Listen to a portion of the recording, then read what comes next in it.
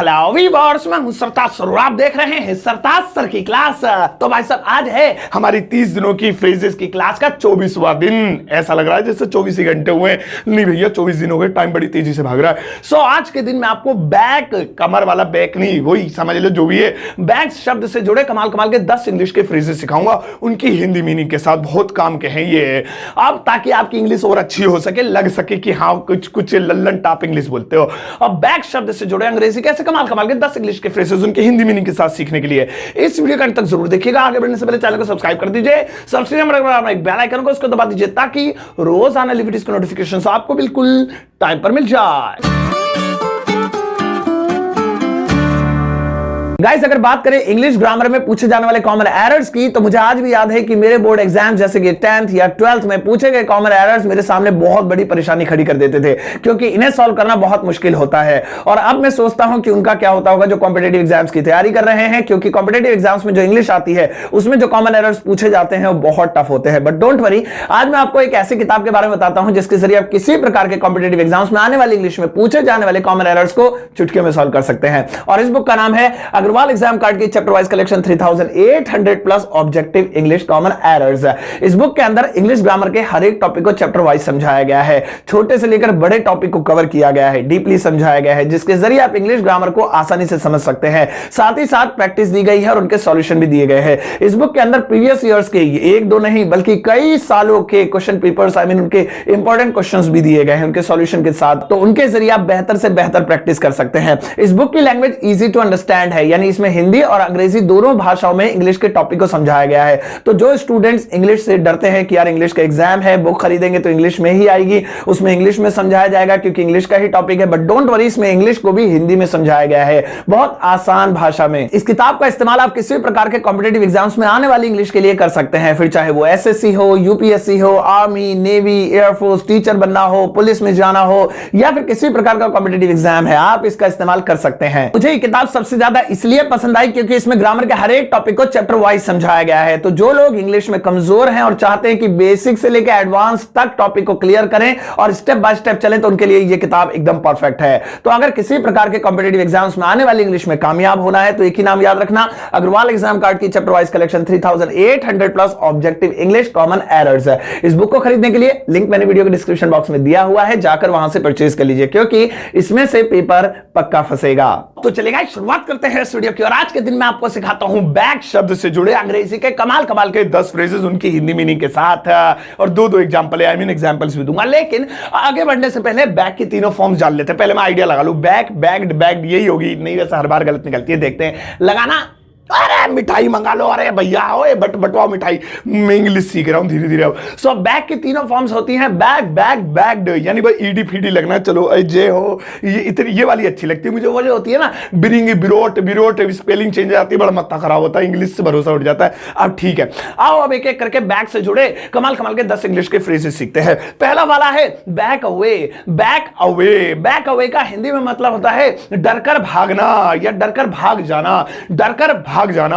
अब जैसे मुझे कहना है दुश्मन डरकर भाग गए, यार भाई साहब बड़ा हमारे में ताकत है, दुश्मन डरकर भाग गए, तो इंग्लिश होगी द एनिमीज बैक्ड अवे, भाग गए, पास्ट इंडेफिनिट टेंस, इसलिए बैक की सेकंड फॉर्म उठानी पड़ी। द एनिमीज, जो दुश्मन थे, बैक्ड अवे, वो डरकर भाग गए। या जैसे मुझे कहना है तुम्हें युद्ध के मैदान में डरकर नहीं भागना चाहिए, अच्छे लड़ना चाहिए, बिल्कुल तुम वीर हो, शूरवीर हो, तुम्हें युद्ध के मैदान में, जंग के मैदान में डरकर नहीं भागना चाहिए, तो इंग्लिश होगी you should not back away in the battle field या बैटल ग्राउंड। नहीं, पबजी की याद से आ रही है, कुछ पता नहीं खुशबू आ रही है पबजी की, सो बैटल फील्ड। तो इस तरीके से आप क्या बैक अवे का यूज कर सकते हैं, डरकर भागना। अब एग्जाम से बैक अवे मत कर देना, कभी डरकर भाग जाओ, तुम किसी से कह दो एग्जाम से बैक अवे कर रहा है क्या। आओ अब नेक्स्ट वाला देखें, और भैया नेक्स्ट वाला है back of. Back of, back of का हिंदी में मतलब होता है कम करना, कम करना। चलो दो एग्जांपल से लेते हैं। जैसे मुझे कहना है मैं अपना गुस्सा नहीं कम कर सकता हूं, यार पता नहीं क्या हो रहा है, मुझे गुस्सा कब होता है ना, दवाइयां भी खा रहा हूं, दवाइयों पे गुस्सा आया था, फोड़ देता हूं दवाइयों को। सो मैं अपना गुस्सा कम नहीं कर सकता हूं, तो इंग्लिश होगी I can't back of my anger. Can't मतलब कैन नॉट, अंग्रेज है ना, हम थोड़े शॉर्ट में बोलते हैं। I can't back of my anger, यानी मैं अपना गुस्सा कम नहीं कर सकता हूं। या फिर जैसे मुझे कहना है थोड़ा वॉल्यूम कम करो यार, वॉल्यूम बहुत तेज हो रहा है, कान फट रहे हैं, वॉल्यूम कम करो। चाचा म्यूट है ऑलरेडी, तो क्या बज रहा है भैया, तुम तो वॉल्यूम कम करो। सो इंग्लिश होगी back of the volume, back of the volume. अबे हम डिक्रीज बोल देते हैं रोज, डिक्रीज द वॉल्यूम, वो भी ठीक है, ये फ्रेज है, ये बोल दो, कुछ भी बोल दो, मौज है, तो सही है। आओ अब नेक्स्ट वाला देखें, और भैया नेक्स्ट वाला है back out. Back out, out जुड़ा हुआ इसमें। बैक आउट का हिंदी में मतलब होता है पीछे हटना, यानी किस चीज से मुकर जाना, पीछे हट जाना, मना कर देना, हम नहीं कर रहे, पहले कर दिया था फिर मना कर रहा है, बैक आउट कर गया नहीं उस चीज से। जैसे मुझे कहना है अपने वादे से पीछे मत हटो यार, वादा करा था तुमने, देखो तुमने कहा था 2-3 करोड़ रुपए मुझे दूंगा, अब मुझे दे दो प्लीज। तुम अपने वादे से मत हटो या अपने वादे से पीछे मत हटो, तो इंग्लिश होगी don't back out from your promise. या फिर जैसे मुझे कहना है वह मीटिंग से पीछे हट गया यार, मीटिंग करी थी हमने कहा तो पैसे से इकट्ठे करेंगे, मीटिंग से पीछे हट गया, मीटिंग ही नहीं कर रहा, वह मीटिंग से पीछे हट गया, तो हट गया पास्ट इंडेफिनिट बैक्ड लगेगी, he backed out from the meeting. आओ अब नेक्स्ट वाला देखें, और भैया नेक्स्ट वाला है बैकअप। बैकअप, अब इसके हिंदी में दो मतलब होते हैं, दोनों बताता हूं। इसके हिंदी में दोनों मतलब होते हैं अतिरिक्त मदद या एक और कॉपी बनाना।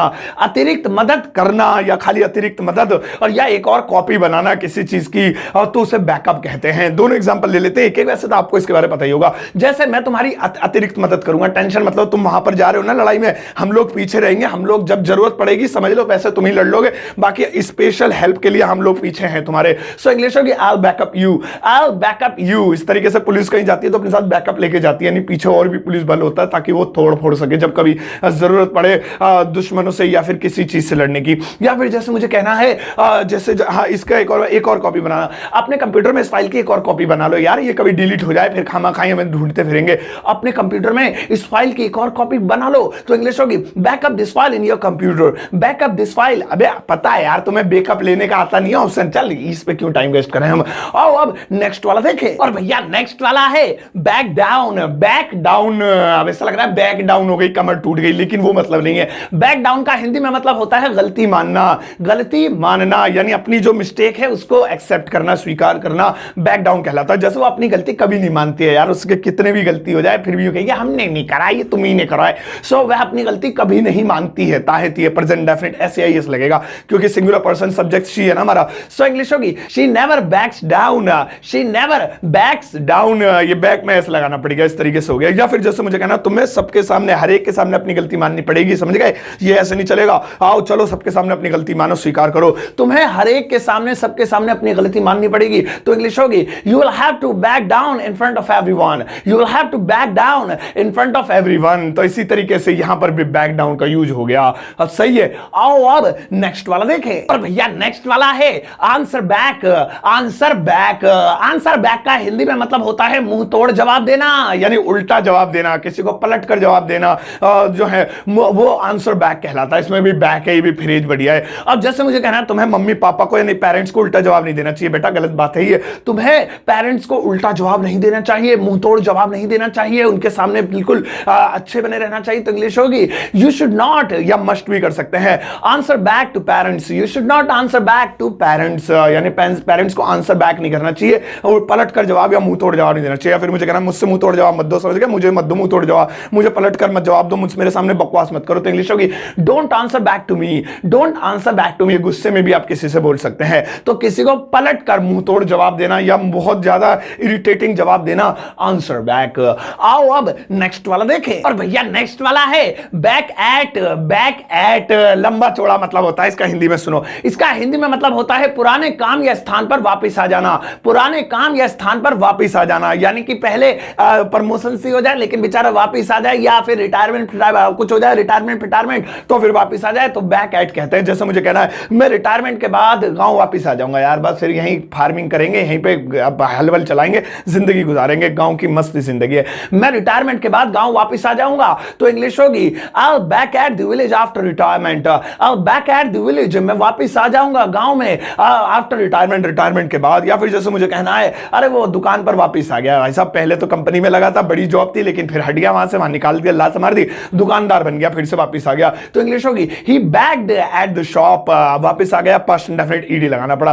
तो ये नहीं कहीं जाकर वापस आना, किसी ऊंची पोस्ट से नीचे वापस आना बैक एट कहलाता है। अब मैं यूट्यूबर हूं और कहीं मैं जो है नीचे चले जाऊं, तो वैसे तो हर तरह की जॉब के लिए मैं तैयार रहता हूं, लेकिन अगर मैं नीचे की पोस्ट पे तो मैं बैक एट हो गया वहां पे, यानी पहले वहां से वहां पहुंचा था ऊंचाई पे, वापस वहीं चला गया, बैक एट। क्यों, ज्यादा समझा दिया क्या? आओ अब नेक्स्ट वाला देखें। और भैया नेक्स्ट वाला है गो बैक ओवर। गो बैक ओवर लंबा चौड़ा सा, लेकिन मीनिंग सही है, इसकी ज्यादा लंबी नहीं है। इसका हिंदी में मतलब होता है दोबारा जांचना या पढ़ना, यानी किसी चीज को दोबारा से वेरीफाई करना, जांचना या पढ़कर या देखकर किसी भी तरीके से, तो वो गो बैक ओवर कहलाता है। अब जैसे मुझे कहना अपना टेस्ट दोबारा जांच लो भैया, अब ये आधा घंटा बाकी, भागने की जल्दी मत कर, अभी सब लोग कर रहे हैं, जब जमा करे तो इतने बैठ के पढ़ ले, दोबारा जांच ले, क्या पता कुछ और आ जाए दिमाग में, लिखा तो तूने वैसे कुछ नहीं है। सो अपने टेस्ट को दोबारा जांच लो। इंग्लिश होगी go back over your test, go back over your test. या फिर मुझे कहना पुलिस इस केस को दोबारा जांचेगी, दोबारा इसको देखेगी क्या है इसमें क्या नहीं है। सो इंग्लिश होगी police will go back over the case, police will go back over the case, या दिस केस भी कर सकते हैं। सो दोबारा जांचना, दोबारा वेरीफाई करना, क्रॉस चेक कर लेना, उसको गो बैक ओवर। आओ अब नेक्स्ट वाला देखें। और भैया नेक्स्ट वाला है बैक साइड। बैक साइड वैसे तो इसका आपको मतलब पता ही होगा, डेली भी हम यूज करते हैं, इसमें साइड जुड़ गया बैक में, तो इसका हिंदी में मतलब होता है पीछे की तरफ, यानी किस चीज के पीछे की तरफ, वो बैक साइड कहलाता है।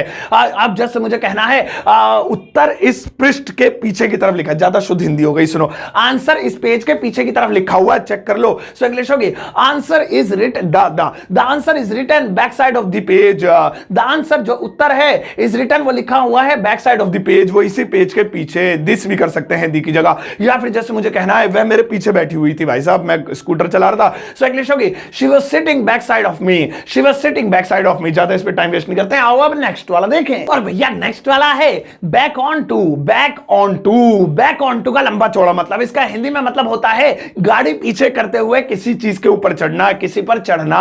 अब वो कुछ भी हो, बैक करते हुए बैक ऑन टू हो जाता है, किस चीज पे चढ़ जाए। जैसे मैं गाड़ी पीछे ना फुटपाथ पे चलाना चाहता हूं, बैक करते हुए, समझ नहीं आ रहा कैसे। सो मैं पीछे करते हुए अपनी कार को फुटपाथ पर चलाना चाहता हूं, तो इंग्लिश होगी I want to back my car on to the footpath. I want to, मैं चाहता हूं, बैक माय कार, गाड़ी को, कार को पीछे करते हुए ऑन टू द फुटपाथ, यानी फुटपाथ पर चढ़ाना। या फिर जैसे मुझे कहना है अरे यार उसने कार पीछे करते हुए मेरे अंगूठे पे चढ़ा दिया यार, मेरे तो बहुत हलवा बन गया अंगूठे का, तो इंग्लिश होगी he backed the car on to my to.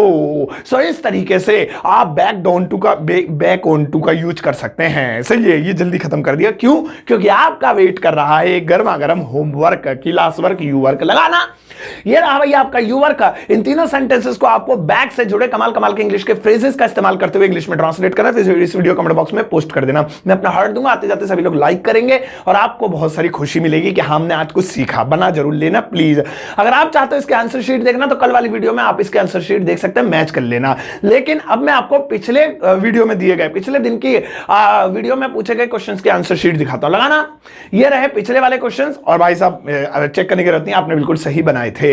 तो ये थी आज की वीडियो, बैक से जुड़े कमाल कमाल के इंग्लिश के 10 फ्रेजेस के ऊपर। आई एम श्योर आपको मजा आएगा। अब जाओ इस वीडियो को सबके साथ मोहल्ले में फैला दो, शादी ब्याह में जाके डीजे पे बजा दो, सरताज सर की क्लास देखो और एक प्यारा सा जाते जाते लाइक देकर जाना।